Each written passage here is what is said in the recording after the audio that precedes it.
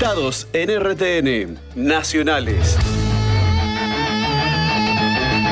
8:21 en todo el país. Ya la cortina lo presenta directamente a nuestro compañero Hernán Astudillo con su espacio, con toda la información del ámbito nacional e internacional en su columna Fuera de Agenda. Hernán, buen día.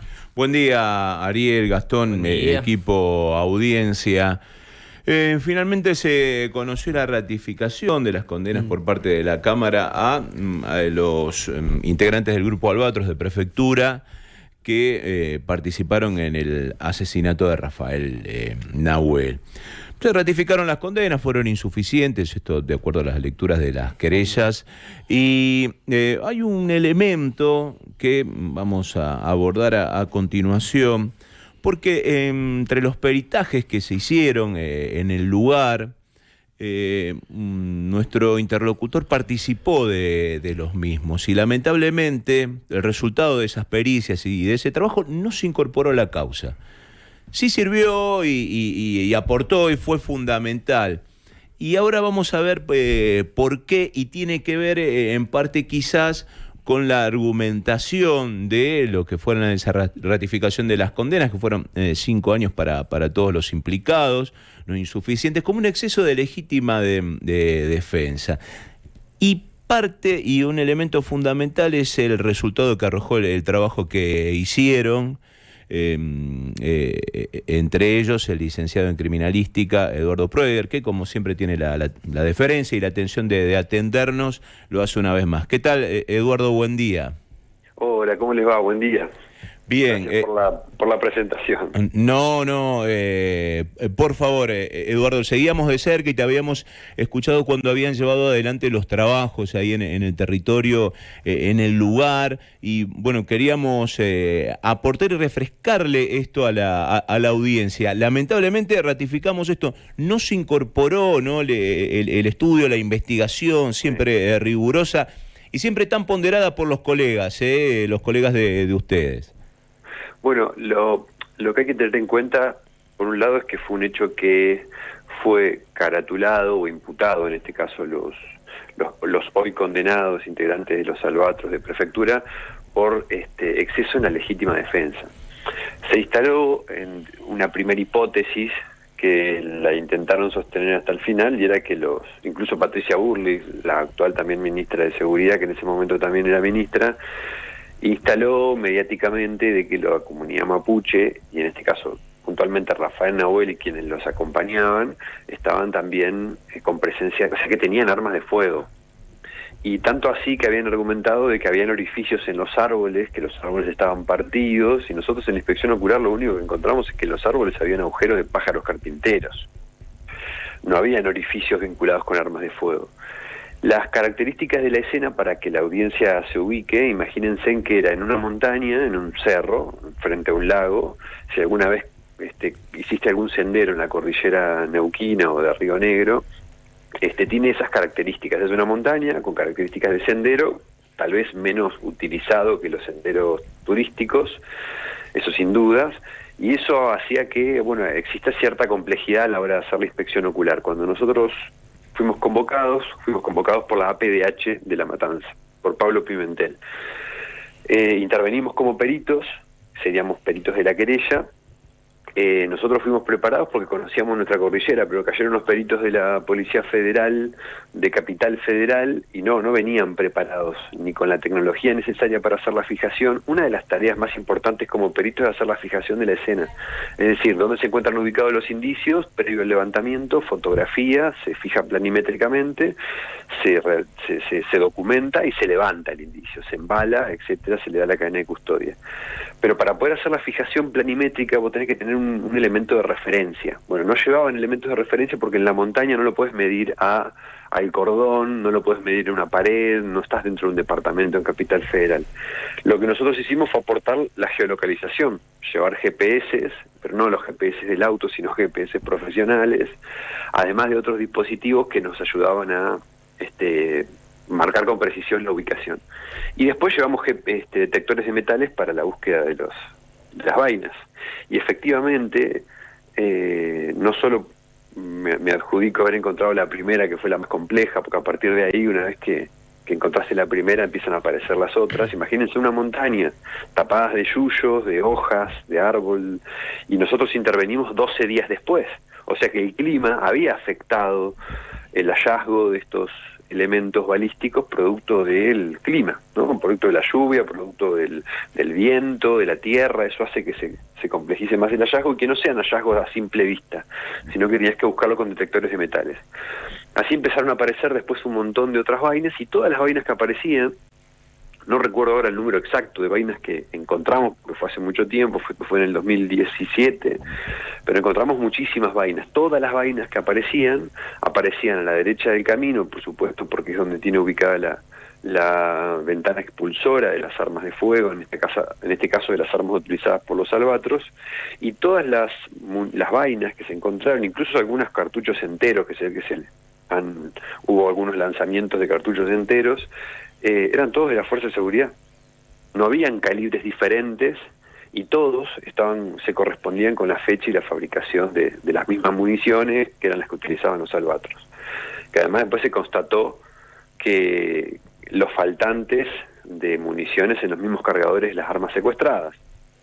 Efectivamente no había ocurrido ningún enfrentamiento armado, sino que en realidad la comunidad, los integrantes que estaban ahí, sobre lo cual tampoco se puede verificar, pero uno podía suponer que a lo sumo se defendía con piedras, si es que habían, porque tampoco habían muchas piedras en la montaña. Pero del otro lado, las fuerzas de seguridad les disparaban con armas de fuego letales. Y ese fue el resultado. A Rafael Nahuel le dispararon por la espalda. Exactamente, por la espalda. Por la espalda y subiendo, ¿no? Subiendo la montaña, medio agachado. ¿Por qué destaco esta parte? Porque después nosotros elaboramos un informe, por supuesto, como bien marcaste vos, elaboramos un informe y lo enviamos al juez.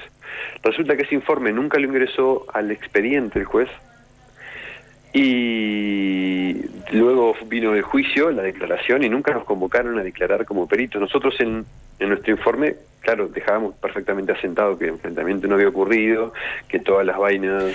Perdón, Eduardo, la última, y aprovechando este último minutito y apelando a tu capacidad de síntesis. ¿Un juez puede de por sí definir, bueno, incorporamos este informe? Digo, porque ustedes son conocidos en el ambiente, No digo, lo bajo a algo, a una cuestión muy, muy cotidiana, ¿no? No debería, pero como varias otras cosas que sucedieron también en la causa, que no deberían haber pasado. Me parece que hay una... Perdón, Eduardo, para que quede clara la pregunta. O sea, el juez podría haber dicho, incorporamos este informe. Es que no, debería haberlo hecho. Él recibe el informe de los peritos que intervinieron, pero además otra cosa que quedó claro en el juicio, porque nosotros lo seguimos porque fue transmitido por YouTube, pero una de las cosas que quedó en claro es que todos los otros peritos oficiales que intervinieron citaban nuestro trabajo.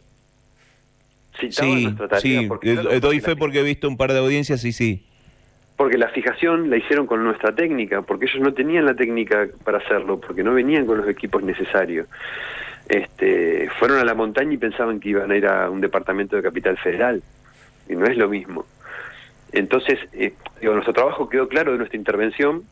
Lo importante acá, es que desde un principio, cuando la política se mete en una causa judicial, la justicia salta por la ventana.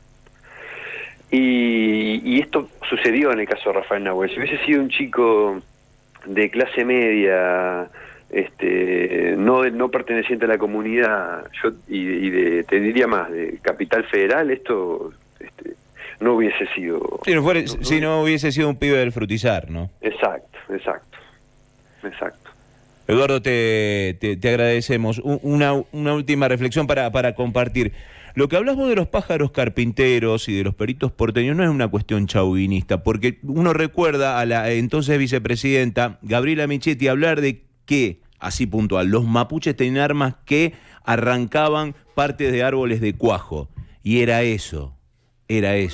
Por eso hago la referencia, porque cuando nosotros llegamos incluso nos hicieron pasar los detectores de metal. Esto parece un chiste, pero nos hicieron pasar los detectores de metales manuales. Hay unos que son como un palito chiquitito, y nos hicieron pasar por esos agujeros de los pájaros carpinteros, porque decían, no, ahí tiene que haber ocurrido un proyectil de impacto. No, si un proyectil fuera del tamaño del agujero que hacen los pájaros carpinteros, parte el árbol, no te deja el orificio.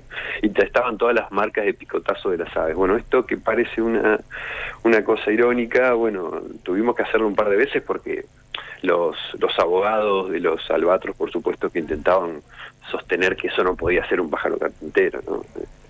Pero bueno, los que conocemos la zona sabemos cómo son los orificios de los pájaros carpinteros. Gracias, Eduardo, muy amable como siempre. Si uno quiere estudiar licenciatura en criminalística, hay una posibilidad, ¿no? Dentro aquí en la zona por parte de la Universidad Pública. Sí, la Universidad Nacional de Río Negro tiene la licenciatura en Criminología y Ciencias Forenses, que está ubicada en Cipolletti, es pública, es gratuita, ya tiene su buena cantidad de años de recorrido, muchos egresados y egresadas, y próximamente la carrera va a incluir también la tecnicatura universitaria en criminalística como título intermedio, o sea que la formación y el campo laboral se amplía. Así que sí, bueno, muchas gracias por preguntar, que estamos en momentos en los cuales hay que defender la universidad pública y reconocer los aportes de la universidad a este tipo de temáticas también, ¿no? Tan complejas, que necesitamos profesionales formados también en la zona. Bien, y saludos a Enrique, que ahí lo estamos viendo en imágenes con las cuales estamos ilustrando el trabajo que realizaron ahí en el territorio. Gracias, Eduardo, un abrazo. Muchas gracias a ustedes. Bueno, Eduardo Proeger, licenciado en criminalística, con estas características y particularidades, y este absurdo también que hay que remarcar, pero dentro del marco del asesinato de un pibe, con unas consecuencias, ¿no? Y toda una cuestión de pretensión de explotación política, ¿no? Apareció la imagen de la vicepresidenta Gabriela Michetti, ¿no? Hablando de esto de los árboles, son pájaros carpinteros. Aparte a esta altura, claro. Llegar de la manera que llegaron, como decía, parecía que llegaban a un departamento de Buenos Aires en estas épocas es raro, ¿no? Además la cuestión de que se desestime, ¿no? Un peritaje de gente especialista en la materia, sí, que ha estudiado para esto y que no se lo incorpore, digo. Por eso yo lo desestime así le preguntaba, y éticamente un poco Eduardo no lo dijo. Bueno, es un informe de Proeger, es serio. O sea, ya llega a un escritorio y es serio. Claro. Es serio, ya de por sí. ¿De dónde viene? Porque se sabe cómo trabajan y demás. Y esta cuestión, ¿no? Tomaban lo que era su trabajo de base, pero nunca fue formalmente incorporado al expediente. Hernán, muchas gracias. A ustedes. La información nos conecta. La información nos conecta. Conectados en RTN. Hasta las 9.